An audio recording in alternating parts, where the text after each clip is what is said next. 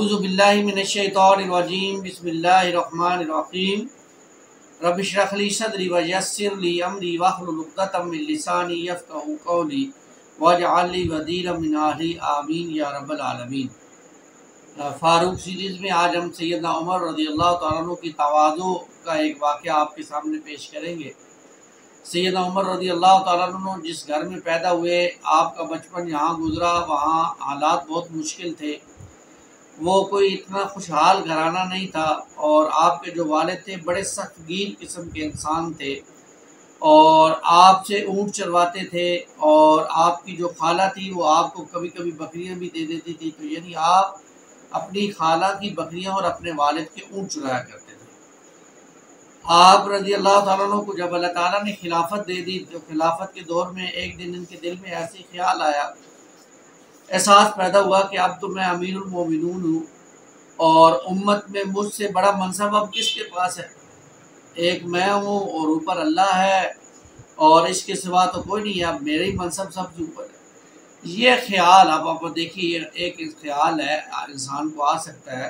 सैयदना उमर रज़ियल्लाहु तआला अन्हु की तवाज़ु देखिए कि ये ख्याल आते ही उन्होंने लोगों को बुलवाया। जब सारे लोग इकट्ठे हो गए तो अल्लाहु अकबर कहकर मिंबर पर चढ़ गए आप और अल्लाह रब्बुल इज़्ज़त की हम्दो सना बयान की। रसूलुल्लाह सल्लल्लाहु अलैहि वसल्लम पर दरूद सलाम कहने के बाद आपने फरमाया, मैं अपनी खाला की बकरियां चलाया करता था और इसके एवज मुझे एक मुट्ठी खजूर मिला करती थी और मैं अपने बाप के ऊँट चलाया करता था। अब आप देखिए नाज़रीन कराम के बताने का मकसद ये है, ये वज़ाहत उन्होंने क्यों की, लोगों को क्यों बुलाया और क्यों ये बात उन्होंने की। इसलिए कि उनके दिल में ये ख्याल पैदा हो गया था कि मैं बड़ा आदमी हूँ। इसलिए उन्होंने इस्लाह नफ्स के लिए, अपने नफ्स को अल्लाह का मुती और फरमाबरदार बनाने के लिए खुद को ये पेश किया कि मैं तो ये था, आज तो इस्लाम ने मुझे यहाँ पहुँचा दिया। तो ये सैयदना उमर रज़ियल्लाहु तआला अन्हु की तवाज़ु, ये थी सहाबा का मामला। सहाबा ऐसे ही तवाज़ु इख्तियार करते थे। इसी तरह सैयदना उमर रज़ियल्लाहु तआला अन्हु के बारे में आता है कि एक मरतबा जब मक्का फतह हो गया तो अल्लाह के रसूल सल्लल्लाहु अलैहि वसल्लम ने तमाम सहाबा से ये कहा कि जिस सहाबी को जो चीज़ वो जहाँ छोड़ के हिजरत करके गए थे, आज वो अपनी वो चीज़ ले ले। यही बात है, अब तो मुसलमानों की हुकूमत आ गई है, मक्का फतह हो गया।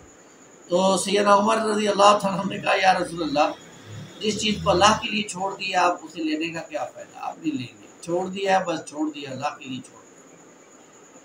यही वस्फ था आपका जो आपके बच्चों में भी फिर कूट कूट के अब्दुर्रहमान जो आपके बेटे थे, जो बहुत मशहूर हुए, और उनके बारे में आता है कि कोई शख्स आकर बार बार उनको धोखा दे जाता था।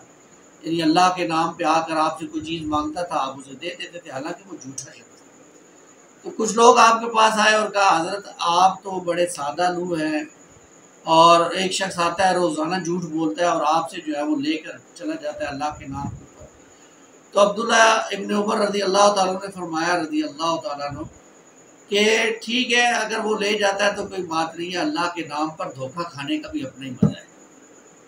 ये अल्लाह के नाम पे धोखा दे रहा है ना, तो अल्लाह के नाम पे धोखा खाने का भी अपना ही मज़ा है। ये सहाबा की सीरतें थी, ये सहाबा के इखलाक थे, तवाज़ु थी। आज हम इन इखलाक से, इन अतवार से कितने दूर है। अल्लाह ताला हमें ये सोचने समझने की तौफीक। आज हम इनकी ज़िंदगियाँ पढ़ते नहीं हैं, उठा कर देखते नहीं हैं और सुनाते नहीं हैं, अपने बच्चों को पढ़ाते नहीं हैं। इसलिए हमारे बच्चों को तो मालूम ही नहीं है कि सैयदना उमर कौन थे रज़ियल्लाहु तआला अन्हु।